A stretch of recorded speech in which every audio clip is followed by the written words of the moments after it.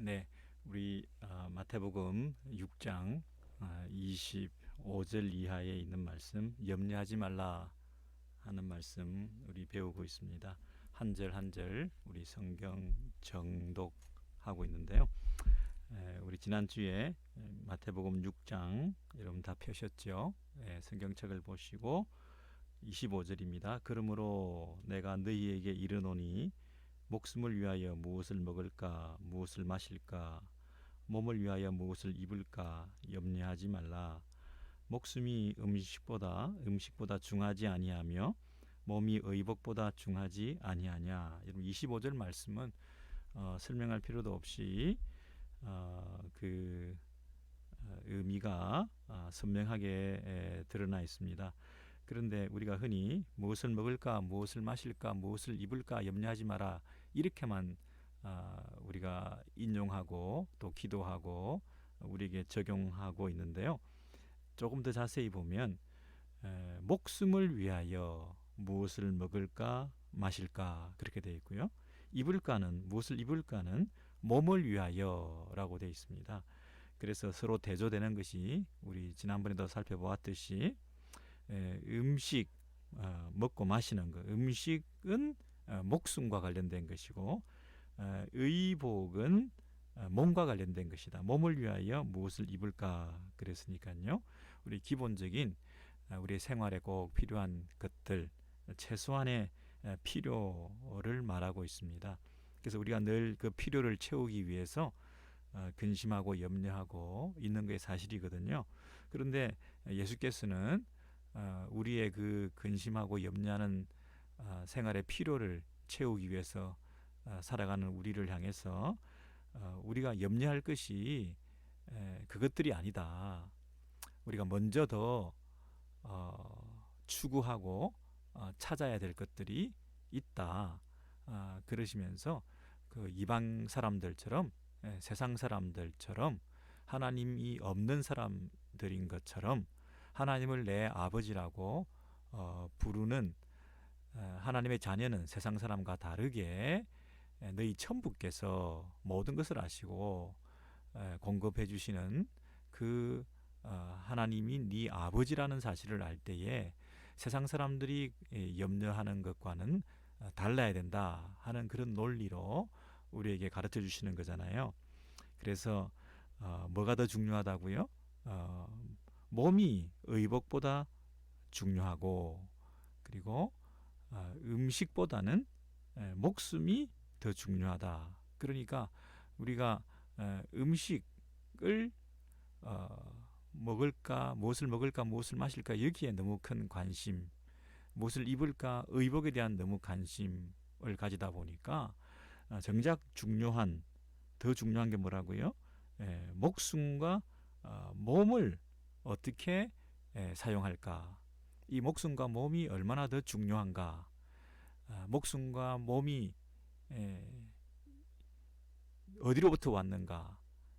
주어진 이 목숨과 몸을 어떻게 사용하고 무엇을 위해서 써야 되는가 하는 이런 부분에서는 주객이 전도돼 가지고 잊어버리고 그 목숨의 필요를 채우는 음식을 어떻게 먹느냐 마시느냐 이런 부분에 너무 큰 관심을 가지게 된다는 것이죠.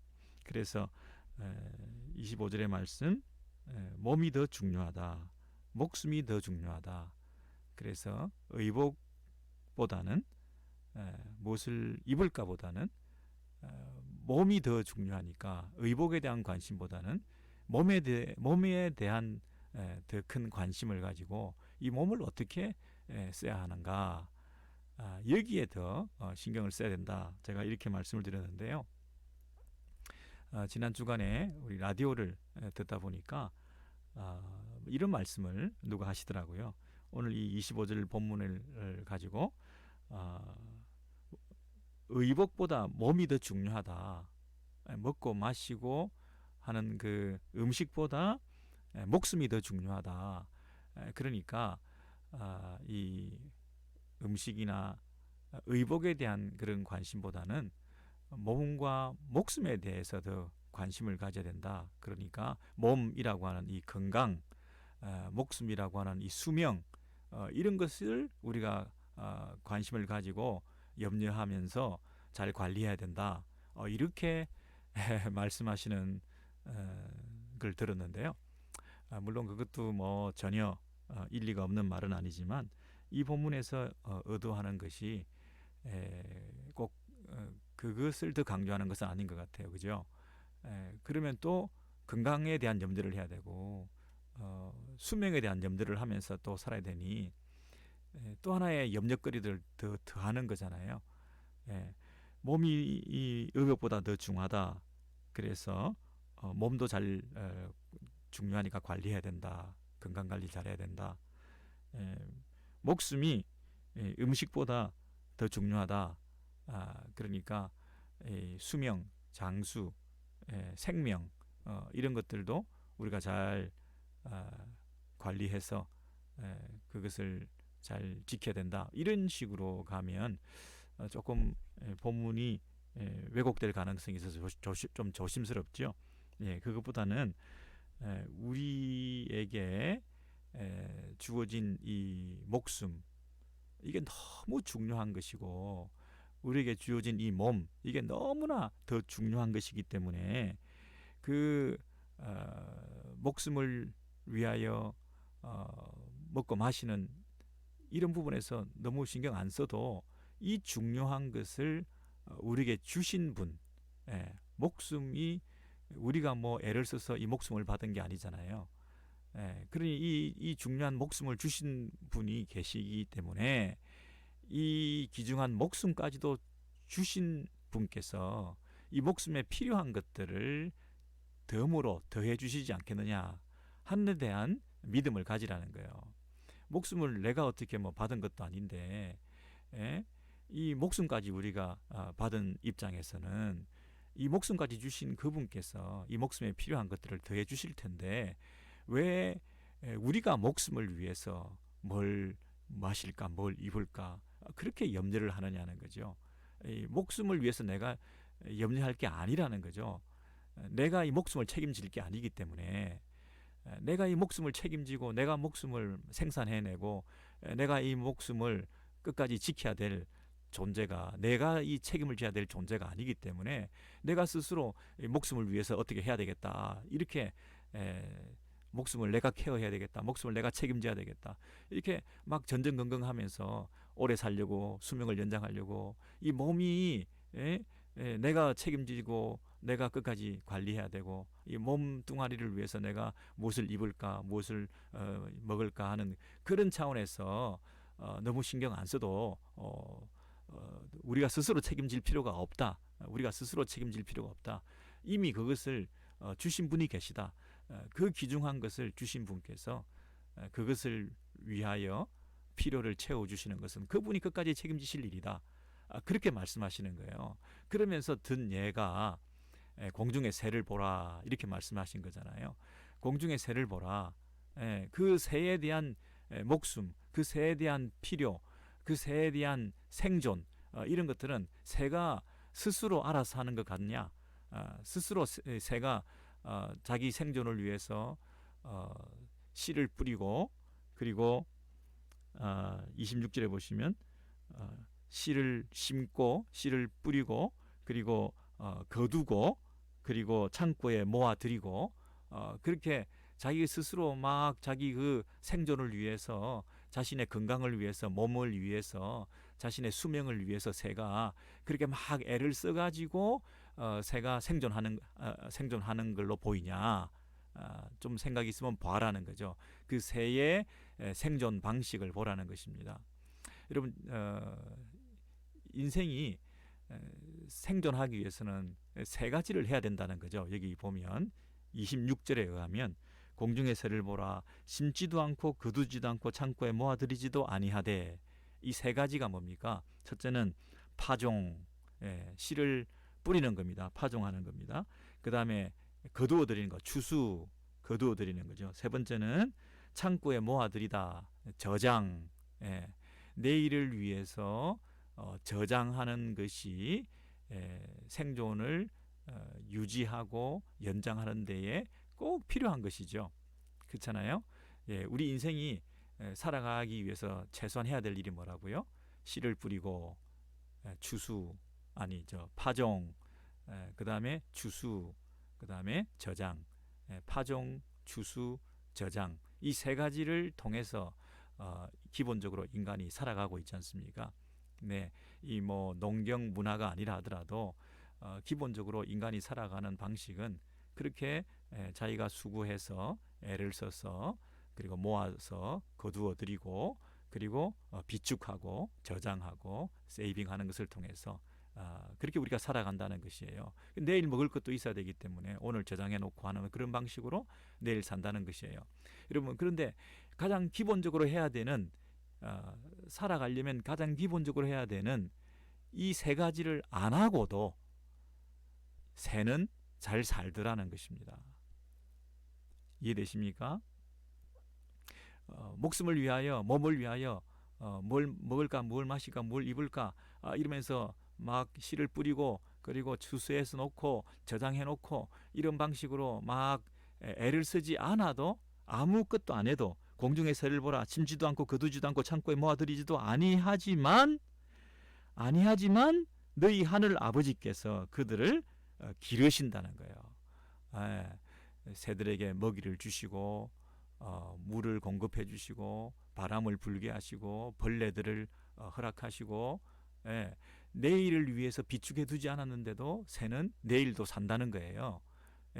그런데 가장 기본적인 생존의 수단인 이 세 가지를 하지 않고 사는 아무 생각 없고 아무 대책 없는 이 미물들도 공중의 새들도 이렇게 책임지시고 그 목숨을 연장시키고 그 몸의 건강을 지속시켜 주시는 하나님 아버지께서 이 인간의 아버지가 되셔서 우리의 천부가 되셔서 이 피조물들에 대한 창조주가 되셔서 그들의 피조물들의 생존을 존속시켜 주시는 이 창조주께서 이제는 우리 아버지가 되셔서 그 자녀들의 필요를 그 자녀들의 목숨을 위해서 그 자녀들의 몸을 위해서 그 자녀들의 건강을 위해서 그 자녀들의 생존을 위해서 필요한 것들을 채워주지 아니하시겠느냐. 왜 네가 목숨을 위해서 그렇게 주인이 된 것처럼 그 목숨을 네가 책임져야 되는 것처럼 그렇게 전전긍긍하며 먹고 마시는 걸 위해서 네가 먹고 마시는 걸 벌어들여서 그 목숨이 유지된다고 생각하느냐.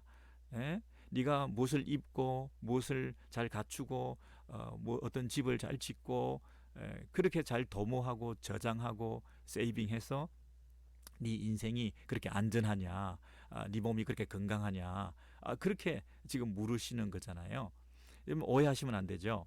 우리가 파종하고 거두어들이는 추수를 하고 그리고 저장하고 창고에 거두어들이는 이 세 가지 기본적인 생존을 위한 전략과 이런 수단을 열심히 하지 않아도 된다는 뜻이 아니고요. 막 살아도 그냥 입맛 벌리고 하늘을 향해서 그냥 게으름 피우면서 있기만 해도 다 먹이를 채워주시고 필요를 공급해 주신다는 이런 뜻이 아니고요.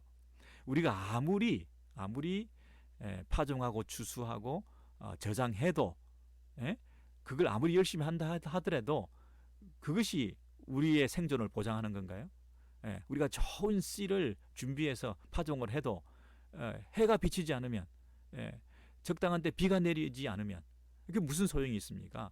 모든 인간의 그 생존을 위한 책임은 하나님께서 궁극적으로 책임지신다는 거죠. 백만장자가 많은 것을 비축해 놓는다 하더라도 그의 생명은 유한한 것이고 그 수명은 하나님께 달린 것 아닙니까? 아무리 이 장수가 용사가 건강한 몸을 가지고 있다 할지라도 그의 그 몸의 건강은 하나님께 달린 거 아닙니까? 그 생명은 수명은 하나님께 달린 거 아닙니까? 여러분 그 얘기가 뭐냐면 27절입니다. 이게 25절, 26절, 27절이 논리적으로 이렇게 연결되어 있는 거예요. 여러분 27절에 보면 너희 중에 누가 염려함으로 그 키를 한 자라도 더할 수 있겠느냐. 여러분 그 키를 한 자라도 더할 수 있겠느냐. 이게 무슨 말이죠? 그 키라고 하는 것은 두 가지로 번역될 수 있습니다. 첫째는 그 키가 예수님이 지혜와 키가 자라더라 할 때 그 신체적인 키, 하이트, 높이, 예, 키, 진짜 키, 헬라어로 헬리키아라 그러는데요. 그 키라는 말이 들어가죠. 그래서 키, 외우기 쉽게 키, 높이의 측면에서 신장이라는 면에서 키라는 뜻도 됩니다. 그런데 한편으로는 높이가 아니라 길이, 생명의 길이, 나이라는 측면에서 이 단어도 똑같이 사용됩니다. 이 여인이 나이가 많아서 이제 더 이상 아이를 낳을 수 없고 단산하였지만은 약속하신 분을 바라볼 때에 미쁘신 하나님께서 그 잉태할 힘을 주셨다 할 때 히브리서에서 그런 나이, 생명의 길이라고 할 때도 똑같은 단어가 쓰였습니다. 그래서 어떤 성경에 보면 이것을 그냥 그 키를 진짜 그 신체의 키를 한 자라도 더할 수 있겠느냐 이렇게 번역한 곳도 있고 어떤 데 보면 너희 중에 누가 걱정함으로써 염려함으로써 add a single hour to your life. 그의 삶에 너의 삶에 한 시간이라도 더 애드할 수 있겠냐, 수명을 한 시간이라도 더 연장시킬 수 있겠느냐, 이 두 가지로 다 쓰일 수 있습니다. 그럼 여기서는 그 길이로 쓰였겠어요? 생명의 길이로 쓰였겠어요? 나이로 쓰였겠어요? 아니면 높이, 사람의 키로 누가 염려함으로 그 수명을 한 시간이라도 더 연장시켜 줄 수 있었겠느냐? 누가 염려함으로 그 키를 신체의 높이를 한 자라도 더 키울 수 있었겠느냐 할 때 어디가 더 자연스러운 해석 같습니까? 우리 한글 성경에는 이제 신체의 키라고 되어 있는데요. 문제는 그 뒤에 나오는 한자라고 하는 이 측정하는 단위가 이게 규빗이라고 할 수 있거든요. 18인치란 말이죠. 그러니까 한자 그럼 18인치를 염량으로 더할 수 있겠냐? 이거는 너무 18인치는 너무 크잖아요. 그러니까 뭐 1cm라도 뭐 1mm라도 네 마음대로 뭐 할 수 있겠느냐? 이렇게 해야 이게 논리가 맞잖아요. 그러니까 18인치라도 더 할 수 있겠느냐? 염려함으로. 그 말은 좀 앞뒤가 안 맞잖아요. 그러니까 주로 하나를 택하라 한다면 이거는 생명의 길이를 이렇게 하는 게 더 좋습니다. 누가 염려함으로 네 생명을 수명을 조금이라도 더 연장할 수 있겠느냐? 생명은 하나님께 달린 것이다. 그래야 이 25, 26, 27절로 연결되는 거죠. 너희 중에 누가 염려함으로 너희 생명을 조금이라도 더 연장할 수 있겠느냐? 근데 제가 생각하기에는 이 중의적으로 정말 기막히게 예수께서 두 가지를 다 사용했다고 볼 수 있습니다. 왜냐하면 목숨을 위하여 생명의 길이, 목숨을 위하여는 수명이니까요. 목숨의 길이를 더할 수 있겠느냐. 그 다음에 몸을 위하여 하는 것은 그 키, 몸의 그 신체의 조건, 외모. 네가 아무리 수고한다고 해서 몸을 네가 어떻게 한자를 키를 더 키울 수 있겠냐? 또 네가 아무리 수고하고 염려한다고 해서 목숨을 생명의 길이를 네가 조금이라도 더 연장시킬 수 있겠느냐? 이렇게 중의적으로 목숨과 몸에 대해서 두 가지를 다 동시에 적용시키는 단어로 이 키를 헬리키아라고 하는 키를 여기다 등장시킨 것 같아요. 그래서 27절에 너희 중에 누가 염려함으로 네가 아무리 염려한다고 해서 그 키를 한 자라도 더할 수 있겠느냐? 이 말은 네가 염려한다고 해서 그 목숨을 조금이라도 네가 수명을 연장할 수 있겠느냐? 이런 뜻도 되고 네가 염려한다고 해서 그 몸을 신체를 네가 조금이라도 더 키울 수 있겠느냐? 네가 외모에 대해서, 건강에 대해서, 몸에 대해서 그렇게 관심이 많은데, 네가 아무리 그 몸에 대한 관심을 기울인다 하더라도 그 몸 자체는 우리가 어떻게 할 수 있는 게 아니다. 네가 수명에 대해서, 목숨에 대해서 어떻게 할 수 있는 게 아니다.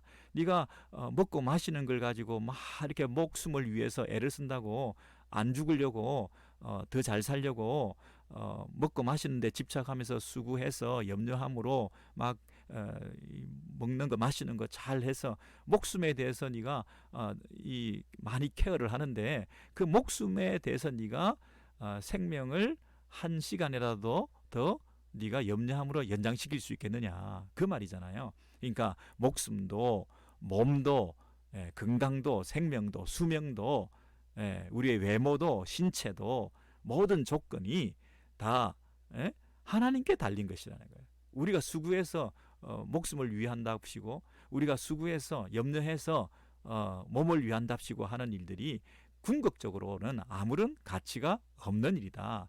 아무 쓸모없는 짓을 하고 있는 것이다. 쓸모없는 염려를 하면서 무엇을 먹을까, 무엇을 입을까, 무엇을 입을까 하면서 내 목숨, 내 몸 내가 챙긴다고 지금 애를 쓰고 있는데, 궁극적으로 네 목숨과 네 몸은 네가 어떻게 할 수 있는 게 아니다. 그게 25, 26, 27절의 흐름이라고 할 수 있습니다. 그렇죠, 여러분? 그래서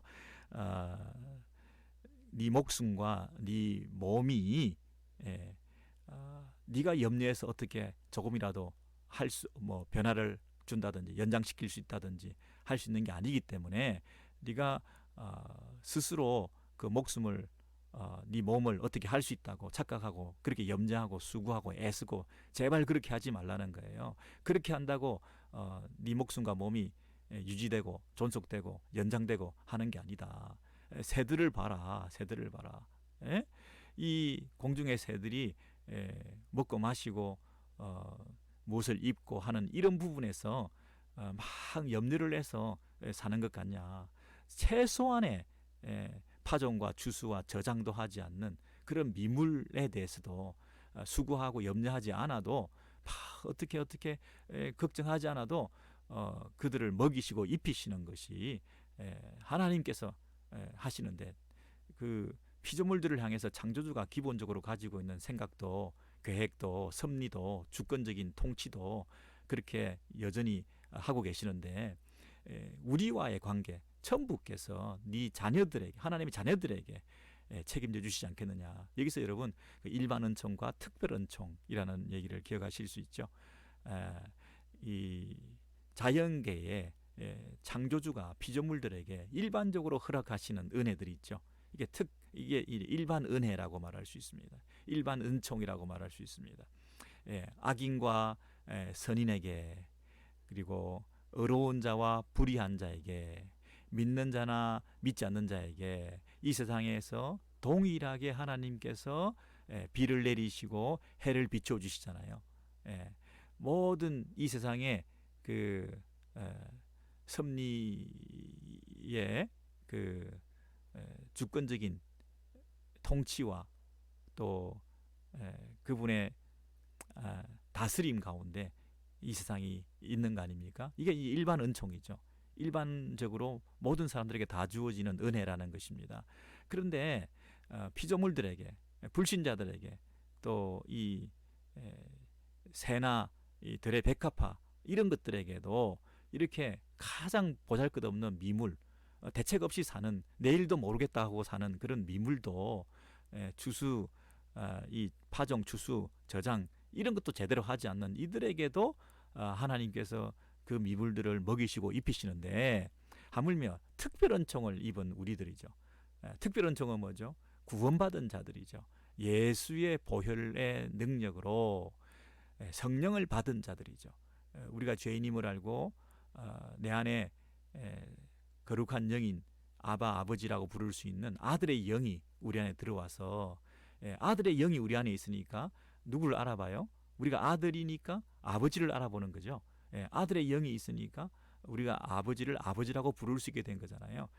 그래서 하나님을 내 아버지라고 부를 수 있게 된 특별한 은혜를 입은 예수 그리스도 안에서 택함 받은 하나님의 자녀들, 우리들에게는 하나님께서 그 모든 것을 아시고 책임져 주신다고 하는 그런 면에서 우리가 미리 불신자들처럼 세상 사람들처럼 뭘 입을까, 무엇을 마실까, 무엇을 먹을까, 이렇게 내가 내 목숨, 내가 내 몸뚱아리를 위해서 내가 책임지겠다고 하는 그런 태도를 버리는 것이 하나님께서 보실 때에 믿음이 있는 사람이다, 생각이 있는 사람이다, 이렇게 말하는 거예요.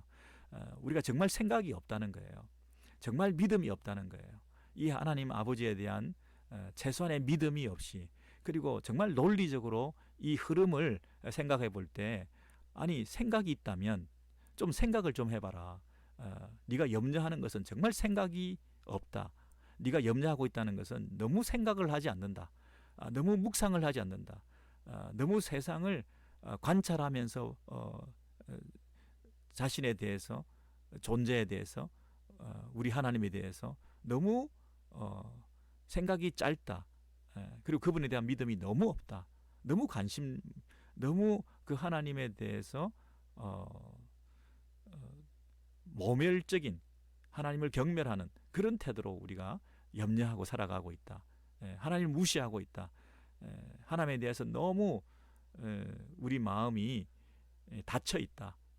눈을 좀 뜨고 세상을 보라. 이게 뭐냐면, 여러분 거기 보시면 28절에 또 너희가 어찌 의복을 위하여 염려하느냐, 들의 백합화가 어떻게 자라는가 생각하여 보라. consider, 고려해봐라. 주의 깊게 살펴보라. 집중해서 깊이 묵상해봐라. 그 말입니다. 생각하여 보라. 생각 좀 해라 하는 것입니다. 생각 좀 하면 그런 결과가 나타날 텐데, 여러분 그리고 30절에 보면 오늘 있다가 내일 아궁에 던져지는 덜풀도 하나님이 이렇게 입히시거든 하물며 너희일까 보냐, 믿음이 작은 자들아. 믿음이 작은 자들아. 생각도 하지 않고 정말 믿음도 발동하지 않고 내가 믿는 믿음을 적용도 안 하고 그렇게 살아가다 보니 우리가 믿노라 하면서도, 구원은 받았다 하면서도 삶 가운데서 전혀 영향력이 있거나 또는 힘이 있는 파워풀한 그런 능력 있는 성도의 삶을 살아가지 못하는 그런 모습으로 우리가 산다는 것이죠. 제자들이 풍랑을 만났을 때에 예수께서 일어나셔서 뭐라고 그랬습니까? 너희 믿음이 어디 있느냐. 여러분 제자들은 예수 믿는 사람들이었습니다. 예수님을 따라다니는 제자들이었습니다. 그런데 마치 믿음이 없는 것처럼 너희 믿음이 어디 있느냐, 이 말은 너희가 가지고 있는 그 믿음을 왜 적용하지 않느냐, 이 말이에요. 믿음이 아예 없다는 게 아니라, 우리가 믿음이 없으면 불신자잖아요. 네 믿음이 어디 있냐 그러면 믿음이 없기 때문에 예수 안 믿는 사람들이잖아요. 그런 뜻이라기보다는 너희 믿음이 어디 있느냐, 네가 가지고 있는 믿음을 왜 삶 가운데 적용하지 않느냐. 환경이 힘들게 어렵게 너희를 침몰시켜서 믿음이 가라앉아 버린 거죠. 믿음을 인양해라. 믿음을 꺼내어라. 믿음을 표현해라. 믿음을 살아있게 해라. 여러분 이 환경 때문에 어려운 일이 닥치면 정말 우리가 한 대 맞은 것처럼 무서운 환경에 의해서 가라앉은 믿음, 너희 믿음이 어디 있느냐. 그러니까 믿음이 작은 자들아, 금방 이렇게 예수께서 말씀하셨는데요. 이것도 믿음이 작은 자들아, 이건 마치 믿음이 없는 것처럼 돼버렸다는 거잖아요. 믿음이 아예 없다는 뜻이 아니죠. 믿음이 작다는 얘기는 믿음이 있긴 있는데 믿음이 없어진 것처럼, 가라앉아 버린 것처럼 그렇게 된 거죠. 믿음이 없다는 얘기는 불신자들이고 이방인들이고 그런 거잖아요. 근데 여기서 믿음이 작은 자들아 하는 것은 그 믿음이 액티베이트 하지 않는다는 거죠. 믿음이 너무나 역사하지 않고 그냥 전혀 기능하지도 못하는 이런 상태에 있다는 거죠. 왜요? 염려 때문에 그렇다는 것입니다. 염려 때문에 이 너무나 어려운 일들, 물질적인, 환경적인 이런 미래에 대한 걱정, 그리고 정말 풍랑이 일어나는 이런 여러 가지 문제들 앞에서 우리가 삶의 고통 때문에, 문제거리 때문에, 너무 무거운 짐 때문에 우리가 가라앉아 버린 거죠. 침몰해 버린 거죠. 이 망치로 갑자기 들이닥친 불행 때문에, 정말 배신 때문에, 생각하지 못한 환란 때문에 내 인생에 어느 날 정말 뒤통수를 한 대 맞은 거죠. 환경의 그 고통, 사람들로부터 또는 환경으로부터, 물질로부터, 그냥 믿었던 사람들로부터 정말 나를 다 가라앉게 만들 만큼 한 대 맞고 보니까, 정말 아찔하게 한 대 맞고 보니까 주저앉은 거죠. 정말 쓰러져 있는 거죠. 한 대 맞고 정신 못 차리고 있는 거죠. 정신 못 차리고 있다 보니까 염려가 싹 튼 거죠. 정신 못 차리고 있으니 생각이 없는 거죠. 생각해보라. 여러분 다시 한번 생각해 보시기 바랍니다. 우리가 누구인지, 우리 하나님은 어떤 분이신지, 그리고 하나님과 우리는 어떤 관계인지. 공중의 새에 대한 관심을 가지신 하나님께서 새 한 마리라도 땅에 떨어지는 것을 하나님이 허락하지 아니하시면 안 떨어진다 하셨고요. 그 새 한 마리가 먹고 살고 있는 그 모든 일들, 저렇게 대책 없이 내일 저장하는 것도 없이, 파종 추수 저장도 없이 저렇게 사는데도 채워주시고 먹여주시는 그 하나님이 가지신 새에 대한 관심, 새에 대한 관심, 우리에 대한 관심은 어느 정도일까요? 머리털까지도 세심받으신다. 머리털까지도 세심받으신다. 우리에 대한 생각이 너무나 많으시다. 여러분 의심하지 마시고요. 이 논리를 가지셔야 됩니다. 믿음은 논리입니다. 약속을 믿는 것입니다. 그 약속은 하나님께서 우리에게 가르쳐주신 그 말씀을 신뢰하는 것입니다. 이 말씀의 논리를 그대로 받아들이는 것입니다. 의심 없이. 이것이 믿음을 회복하는 길입니다. 우리의 생각을 다시 한번 말씀에 근거해서 생각하셔야 됩니다. 우리의 사색은 계시 의존적 사색이라 그랬습니다. 우리의 생각, 이성적 활동, 이것은 나 혼자 상상의 나래를 펴는 것이 아니라 계시 의존적 사색이다. 하나님 말씀에 철저히 근거해서 생각을 하는 것입니다. 여러분 공상을 하면 안 됩니다. 말씀을 묵상하는 것을 말합니다. 이 계시를 의존해서 내 생각을 펼쳐나가는 것입니다. 이 하나님 말씀, 주어진 계시, 약속의 말씀, 이것과 상관없는 막 상상을 하면 엉뚱한 데로 빠지게 되는데요. 항상 우리는 계시 의존적 사색, 우리의 이성적 활동, 우리의 사고 활동을 통해서 생각을 많이 하시고 묵상을 많이 하시는데요. 그게 이 하나님 말씀에 근거해서 하시게 되면 이 속에서 진리를 우리가 건져 올리고, 생명을 건져 올리고, 영혼을 건져 올리게 되는 것입니다. 여러분 참 믿음 있는 사람으로 우리가 또 한 주간도 살아가시면 좋겠습니다.